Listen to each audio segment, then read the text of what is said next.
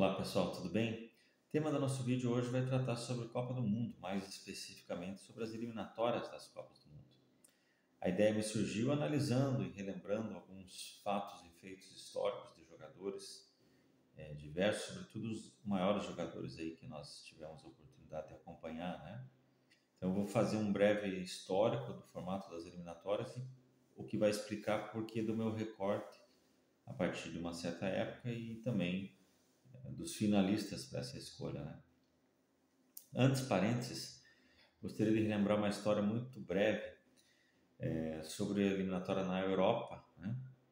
Um cidadão chamado Josip Katalinski, da Iugoslávia. A Iugoslávia, como vocês sabem, né, era um país que era composto hoje pelos países Bósnia, Croácia, Eslovênia, Macedônia do Norte, a Sérvia e Montenegro, né? Um país que se tornou 6 países.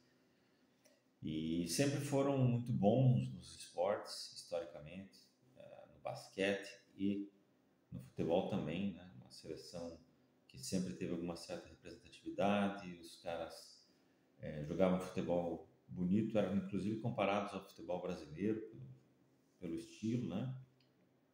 Então, quando houve a separação do país, esse desmembramento, você percebe ainda, né, que a Sérvia, a Croácia, sobretudo, são países ainda fortes nos esportes, mas pensem se eles pudessem todos atuar juntos, como teria sido, por exemplo, a Olimpíada de 1992, né, do Dream Team americano enfrentando a Croácia na final.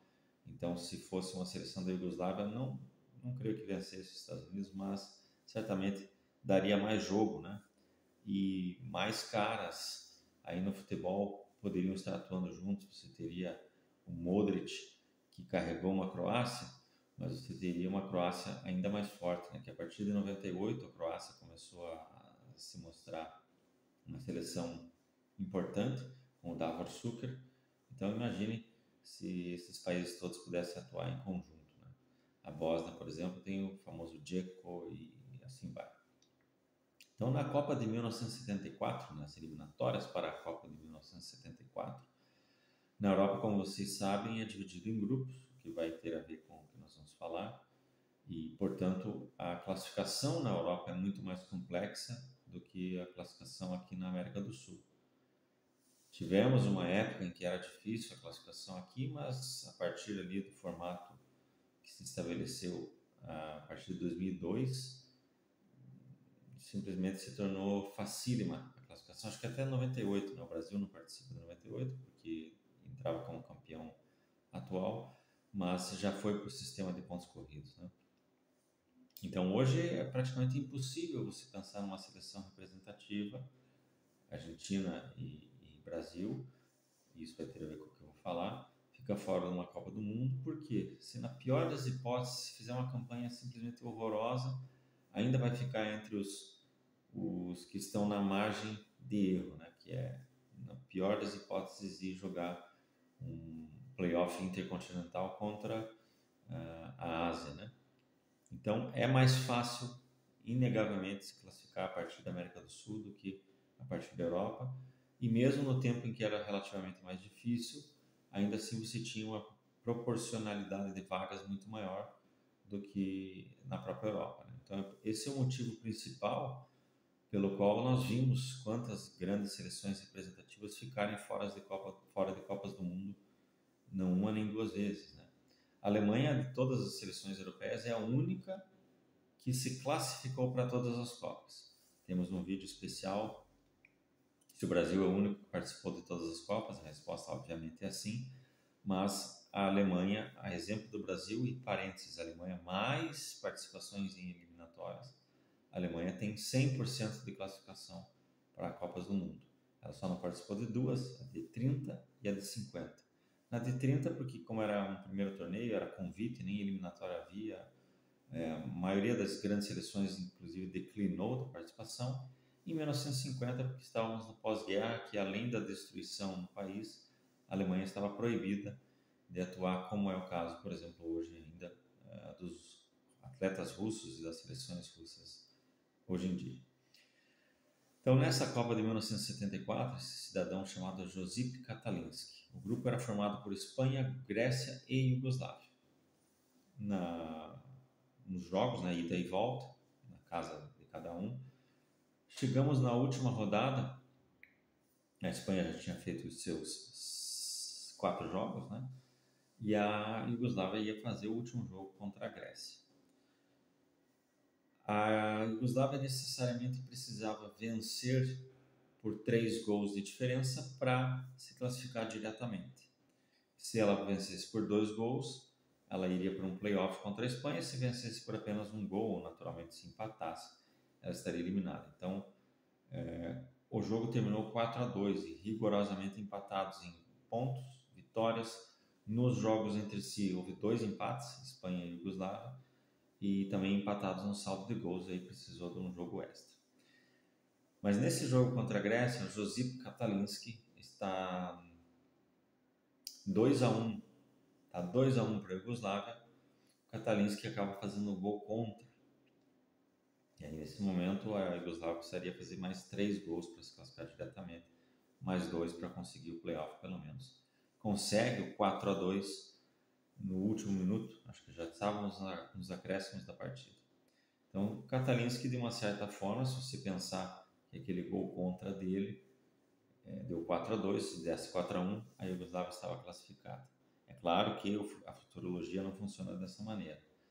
Mas, de todo modo, um gol contra do Katalinski é que impediu, em último caso, que a Iugoslávia se classificasse para a Copa do Mundo.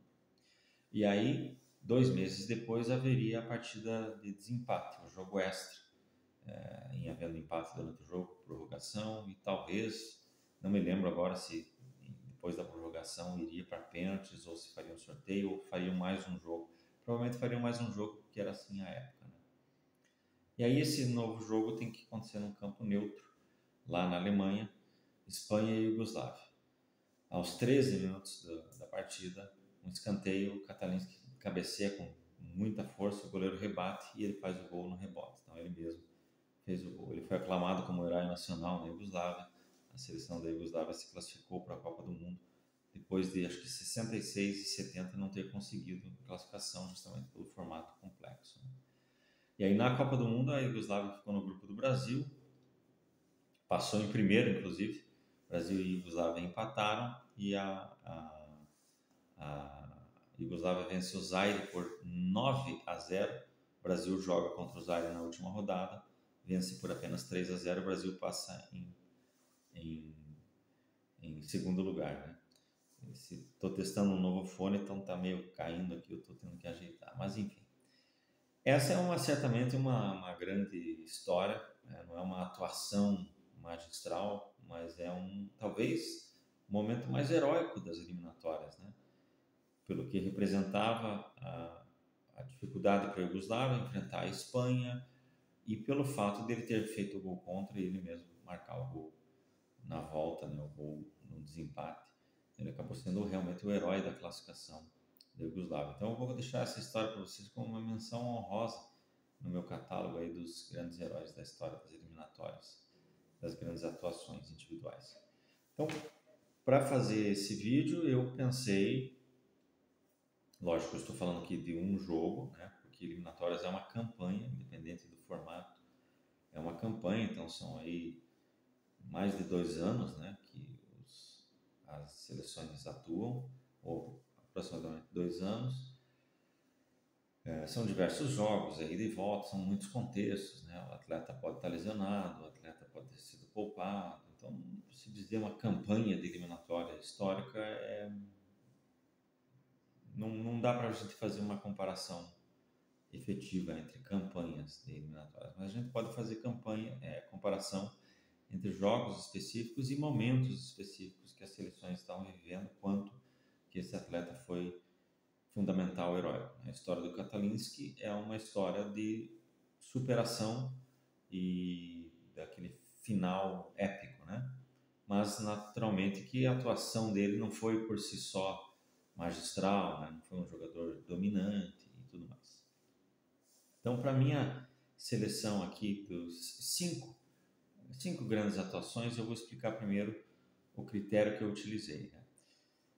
Número de gols, claro que é importante. O jogador ter marcado gols é importante, porque em último caso o gol é o fator decisivo. Mas eu coloquei também, além do número de gols, ou de ter feito gols, eu coloco a seguinte situação. Qual que era o adversário, qual que era o contexto da equipe naquele momento, da equipe própria naquele momento. E terceiro, se aquele jogo ele era a última chance, né? Ou seja, se era de fato a última chance, se uma derrota, um empate, um resultado que não seja aquele necessário, eliminaria diretamente a seleção ou se ainda teria como buscar por conta dos formatos, etc. E é isso, a partir desse terceiro critério, sobretudo, que vai fazer o nosso funil aqui. Então, vou fazer minha menção honrosa em quinto lugar para o Luizão. O Luizão, naturalmente, que comparando aí os 4 nomes que vão ser citados na sequência, ele não está nessa mesma categoria, né? Isso é indiscutível. O Luizão foi um grande centroavante, um cara que, onde passou, foi campeão e foi decisivo, né? No Corinthians, ele foi um jogador absolutamente decisivo, fundamental em todo o tempo que ele esteve. Ele fazia gol e entregava realmente o desempenho necessário esperado dele, né? O cara que estreou com a camisa do Corinthians no Campeonato Brasileiro, o jogo deu Corinthians 4, Gama 2, os 4 gols foram do Luizão, né? Na final daquele Campeonato Brasileiro, ele foi o herói ali na segunda partida, 2-0, 2 gols dele. Na Libertadores de 2000, que nós fomos eliminados pelo Palmeiras nos pênaltis, ele marcou 15 gols, nenhum outro jogador marcou mais gols do que ele numa Libertadores. E no Brasileiro de 99, ele fez 21 gols, nenhum jogador com a camisa do Corinthians marcou mais gols no mesmo Campeonato Brasileiro. O Tevez, em 2005, fez 20 gols, para efeito de comparação. Então ele foi um cara que realmente entregava o seu desempenho. E neste jogo, na classificação para a Copa de 2002, jogo contra a Venezuela, era a última rodada da Copa. O Brasil precisava vencer para carimbar o passaporte, mas havia também combinações possíveis que até meio que agraçariam a classificação do Brasil, mesmo com um resultado não esperado. E na pior das hipóteses, o Brasil iria para o playoff, né, que foi o que aconteceu com o Uruguai naquela ocasião, jogar, não me lembro que seleção que era, mas seleções da Ásia ali, né? Enfim, não vou dizer o nome certinho, eu coloco para vocês depois aí. Então o Brasil ainda tinha chance, mas o fato é que o Luizão, ele faz 2 gols, emulando o Romário em 94, vamos falar sobre isso logicamente, emulando o Romário em 94, faz 2 gols ainda no primeiro tempo, um deles driblando o goleiro, exemplo do baixinho. Mas o detalhe é que o Luizão ele vinha de uma recuperação de lesão grave e posteriormente também ele teria outros problemas. Eu deixo para vocês na descrição um depoimento do Luizão que eu vi esses dias aí, um desses podcasts, esse corte sobre essa classificação. Realmente ele foi o herói da classificação da seleção brasileira naquela Copa do Mundo. Mas então os meus 4 próximos, né? Vou deixar 2 que preenchem os critérios, mas outros 2 que preencheram todos os critérios de forma absurda. Então, só lembrando do seguinte, né, pessoal? Aqui na América do Sul, até 1994, nós tínhamos formatos que muitas vezes foram em 3 grupos. Então, você tinha um grupo com 4, 2 grupos com 3. Em algumas situações, como na Copa do 90, o Chile não iria participar, estava suspenso, né? Então 3 grupos de 3, era bem mais fácil, digamos, e é motivo esse pelo qual nomes como Zico, o próprio Pelé não vão entrar para essa conta, porque eventualmente os grupos do Brasil eram relativamente fáceis, ou eram fáceis mesmo, e também a seleção estava em grandes períodos, né? A seleção de 82 e 86 foram ótimas seleções. 70 saiu meio desacreditado, é verdade, mas não houve qualquer tipo de dificuldade nas eliminatórias. Então o Brasil se classificava de forma muito tranquila, não tinha esse esperado. O que é também mérito deles, mas a questão aqui que nós estamos falando é uma partida apenas, então, portanto, eu vou fechar esse critério para jogos, ou o último jogo da última rodada, ou eventualmente jogos de playoffs, né? É claro que o jogo, você obter a classificação antecipado, não pode ser um demérito, né? Tem que ser, inclusive, botado na conta desse jogador. Um exemplo, o jogo do Cristiano Ronaldo, tão afamado jogo, que nós vamos falar sobre isso, e eu não estou tirando nenhum mérito aqui. O jogo do Cristiano Ronaldo, ele acontece no playoffs, mas o fato é que ele estava num grupo com Rússia, Irlanda, não sei se era Irlanda ou Irlanda do Norte, coloco para vocês. Não era a Rússia, né? A Copa era na Rússia. Irlanda do Norte, Israel, mais outras duas seleções bem fracas, né? E Portugal passa em segundo lugar. Então, na campanha daquelas eliminatórias, disputando 8 jogos no grupo, o Cristiano Ronaldo foi muito pouco efetivo. Salvo engano, dos 8 jogos ele marcou gol em apenas 2 deles. Num deles ele fez um hat-trick. Então ele terminou a eliminatórias com uma quantidade alta de gols, porque em 2 jogos ele marcou hat-tricks. Mas a campanha não foi boa. A campanha dele não foi boa, inclusive bem abaixo do esperado. Ele não foi nem o artilheiro principal de Portugal naquelas eliminatórias, excluídos os jogos do playoff.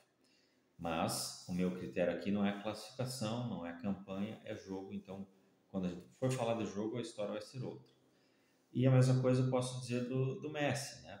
Que o Messi ele obtém um hat-trick no último jogo daquela campanha da Copa do Mundo 2018 contra o Equador, 3-1, 3 gols dele. Vamos falar sobre esse jogo. Mas durante a campanha toda a Argentina foi claudicante. O Messi participou de praticamente toda a campanha, acho que 1 ou 2 jogos ele não esteve, mas em 18 jogos a Argentina precisasse classificar no 18º. Denota também que houve falhas anteriores, houve momentos ali que ele não entregou a performance, a exemplo do Cristiano Ronaldo lá na eliminatória europeia. Quando vai para as 2 últimas rodadas, de fato a Argentina enfrenta o Peru na Bombonera. O Messi faz uma partida espetacular, mas termina 0-0. Ele conseguiu N bolas, deixou companheiros na cara do gol, e a quantidade de gols perdidos e de não aproveitar chances foi incrível nesse jogo contra o Peru. Mas, de novo, por que precisava chegar nas últimas 2 rodadas precisando de resultado, né? E Portugal, por que precisou ir para os playoffs? Então, deve ser botado na conta de ambos, e de ambos, eu repito, porque o Cristiano, apesar de ele ter conquistado a Euro de 2016, em 2017 ter sido eliminado na semifinal da Copa das Confederações, nos pênaltis, né? Ele nunca teve até a Copa do Mundo e posterior à Copa do Mundo 2018 um desempenho tão vistoso assim por Portugal. É uma falsa lembrança que nós temos de que o Messi só a partir de 2021 na Copa América e na Copa do Mundo 2022 é que começou a jogar bola pela Argentina, e que o Cristiano sempre jogou por Portugal. Inclusive eu diria que eles são muito parecidos nisso. O Cristiano obteve um resultado importante antes, mas as trajetórias deles por Portugal e Argentina sempre foi a mesma. Sempre foram o centro da atenção, todos os times que enfrentavam eles pensavam em marcá-los. O Messi tinha uma dificuldade maior com os companheiros ali de entregarem performance no mesmo nível dele.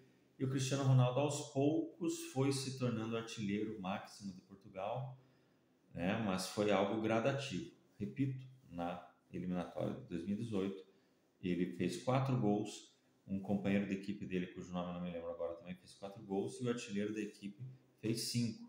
Quer dizer, o Cristiano não era nem o principal artilheiro de Portugal, coisa que o Messi sempre foi na Argentina.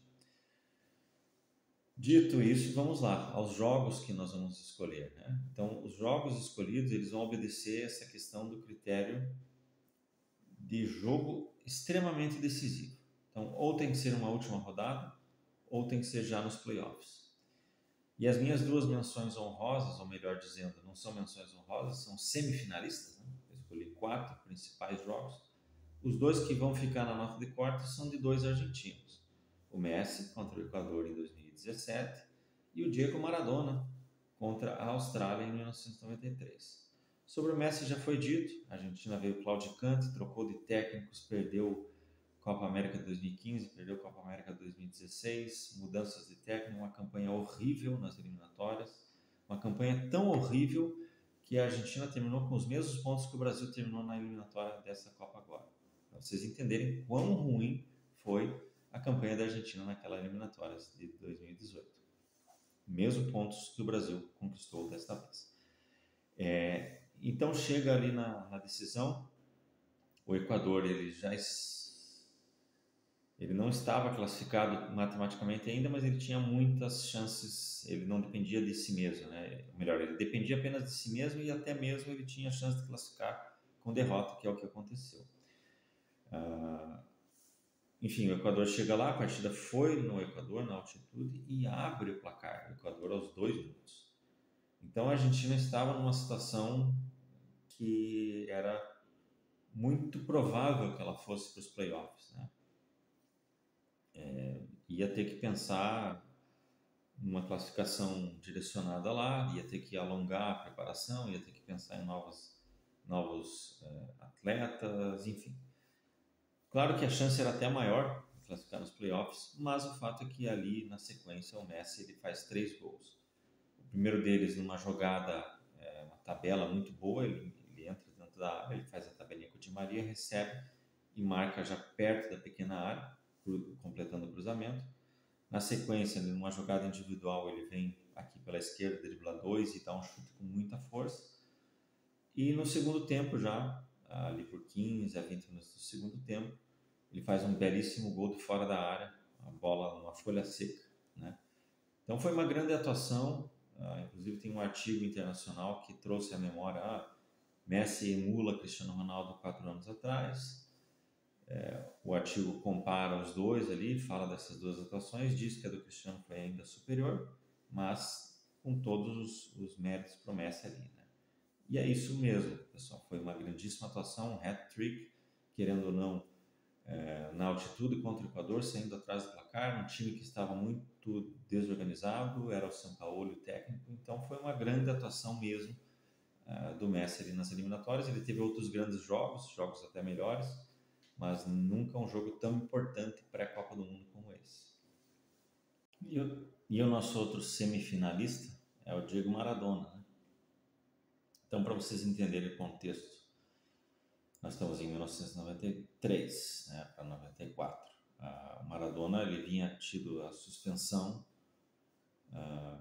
91, início de 91, ele foi suspenso, ficou 15 meses suspenso do futebol, retorna em 92, finalzinho de 92, na temporada 92-93, joga pelo Sevilla, jogou muito bem lá, né, mas já não era a mesma coisa, né? Não era mais aquele jogador dominante, já vinha lutando muito com questão de sobrepeso, recobrar a forma, né, física que ele tinha até a Copa de 90 mais ou menos, algo que ele nunca mais conseguiu, mas é Maradona, né? É diferente tanto pelas ações dentro de campo, quanto pelo impacto que ele causa no time, a figura dele, o que ele simbolizava pro futebol e para a Argentina especificamente.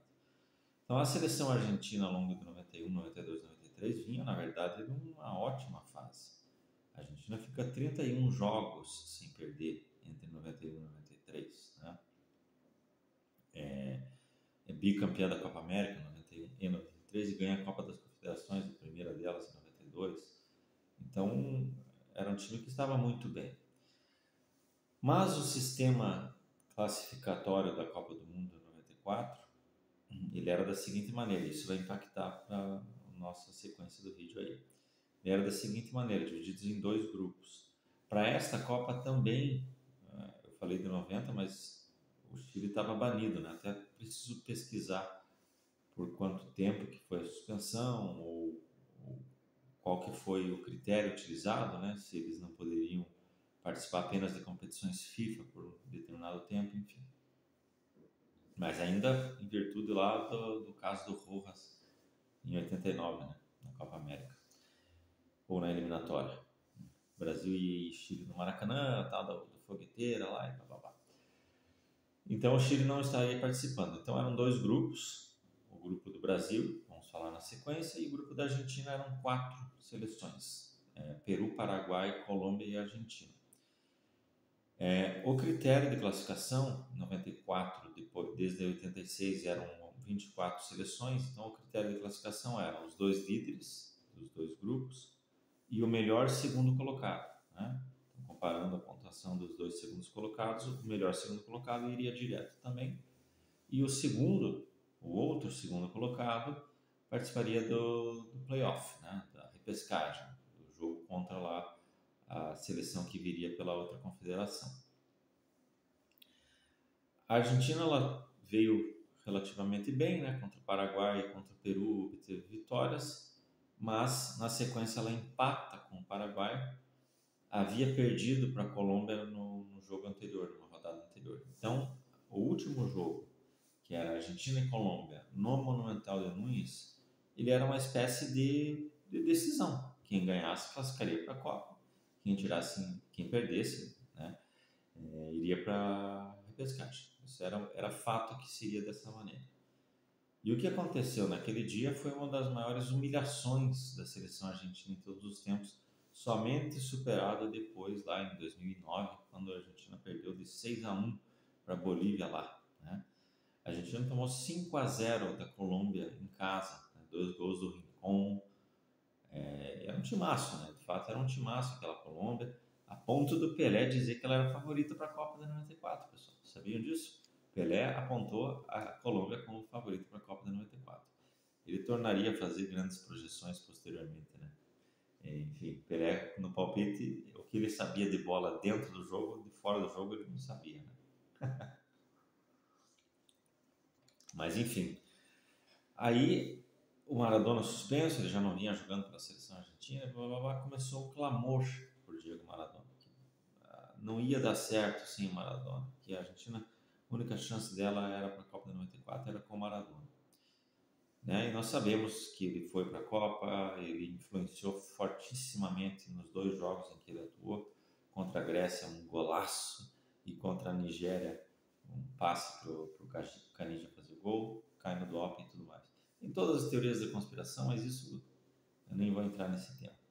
O fato é que a Argentina precisava dele e foi para os playoffs contra a Austrália, primeiro jogo lá. Maradona tem uma atuação incrível, ele fez uma preparação, né, ele ficou mais magro e etc. Tem os treinamentos dele, se vocês veem.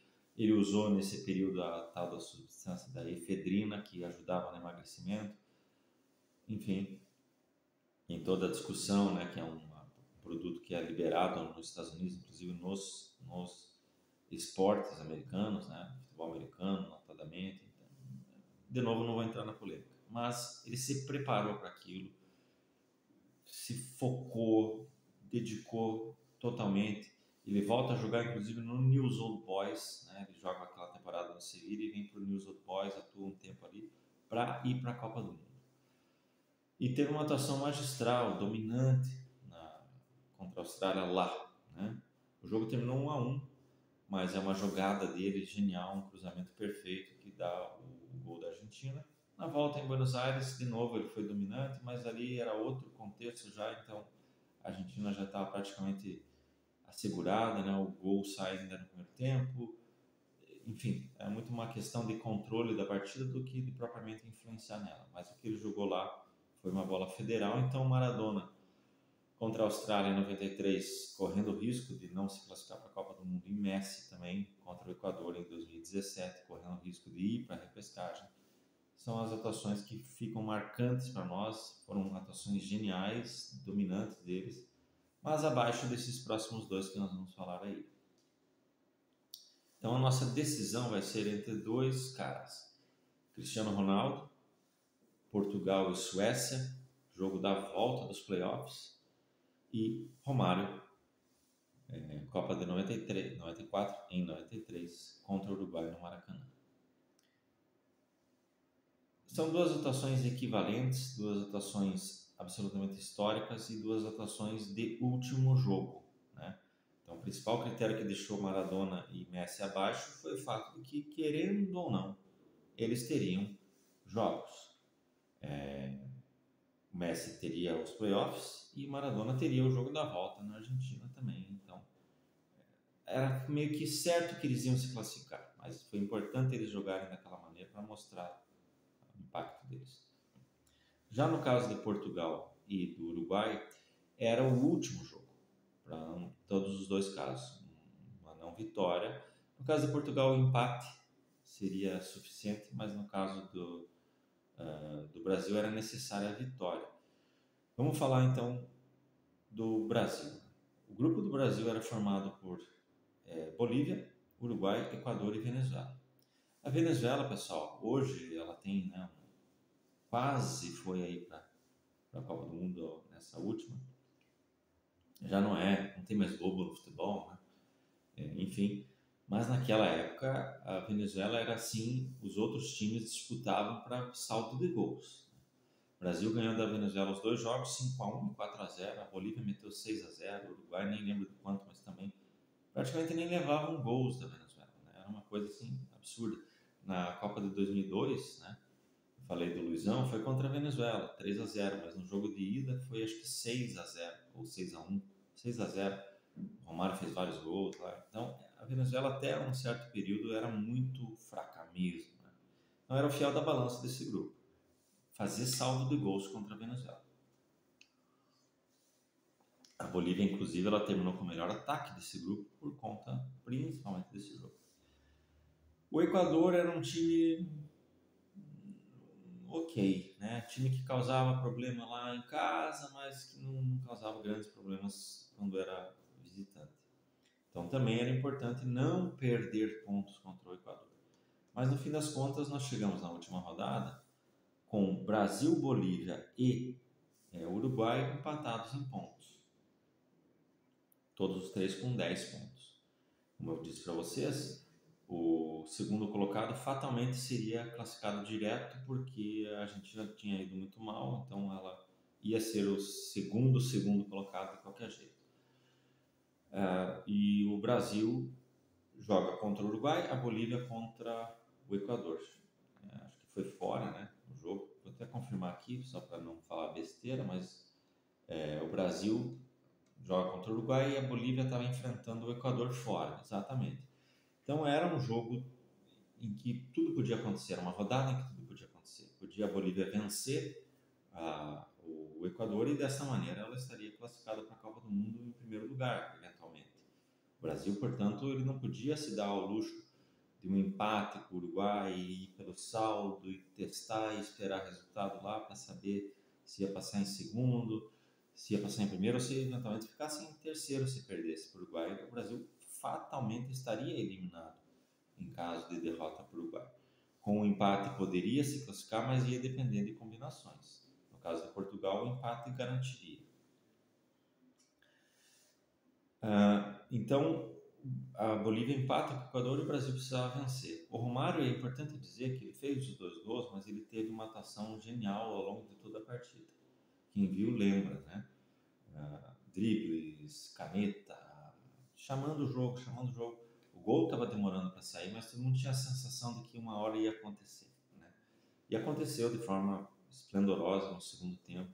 Ele marca 2 gols, um aos 15 e outro já mais para a reta final. A jogada dele para driblar o goleiro no segundo gol é sensacional. Ele faz um gol de cabeça, né, um baixinho, subiu lá no segundo andar, enfim. Então foi uma atuação mágica e que tem o adicional de que o Romário praticamente não participou da campanha das eliminatórias.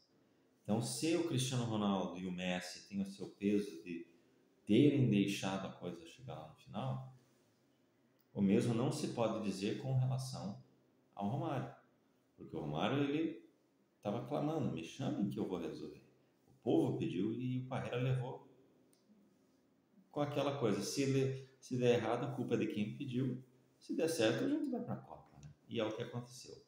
Então, a atuação do Romário, ela é simplesmente mágica, mas a do Cristiano Ronaldo é equivalente. No caso do Cristiano Ronaldo, fomos aos playoffs, então contra a Suécia, jogo de ida em Portugal, 1-0, gol do Cristiano Ronaldo. Na volta, ele abre o placar, ele marca o primeiro gol, mas na Suécia tinha um outro jogador gigantesco chamado Zlatan Ibrahimovic. E o Ibrahimovic consegue 2 gols. Ele empata num escanteio e depois numa falta. Em pouco tempo, 4 minutos, questão de 5 minutos entre os gols. Então, naquele momento, a Suécia poderia ir para a Copa do Mundo. Eu acho que teria o critério do gol fora de casa, salvo engano, né? Eu preciso até confirmar essa informação para não dizer bobagem. Mas, na pior das hipóteses, estava tudo aberto ali, né? Com 2-1 da Suécia. E aí o Cristiano faz 2 gols, 2 belíssimos gols, ambos na corrida, o primeiro recebendo e batendo cruzado, e o terceiro driblando o goleiro, né? O segundo batendo cruzado, o terceiro driblando o goleiro. Ele fez 2 gols com a perna esquerda, o primeiro gol havia sido assim, todos eles em contra-ataques abertos, Cristiano na corrida, mostrando a sua letalidade e sua velocidade. E o fato, né, pessoal, de ser um hat-trick no último jogo, um jogo que era do or die, né, ainda que Portugal jogasse pelo empate, o fato é que foi ele decisivo. Ele somou 4 gols nesses 2 jogos e nesse jogo ele fez um hat-trick, tendo um adversário gigantesco ali. Escolher uma das duas atuações é injusto para com ambos. Dizer que uma foi superior à de outro é injusto, né? Vale lembrar que essa atuação do Cristiano Ronaldo ela acontece no período em que houve a extensão dos votos para a eleição do melhor do mundo da FIFA e, em último caso, é o que deu a ele a escolha do melhor lugar, primeiro do mundo, né? Então eu diria para vocês que houve um empate entre esses dois. A do Romário foi mais completa, mais importante, e o fato de ele não ter participado nas eliminatórias me vê a atuação dele mais mágica ainda do que a do Cristiano, mas do Cristiano ali em cima, as 2 maiores atuações em um jogo de eliminatória da história das Copas do Mundo. Beleza, pessoal? Um abraço a todos.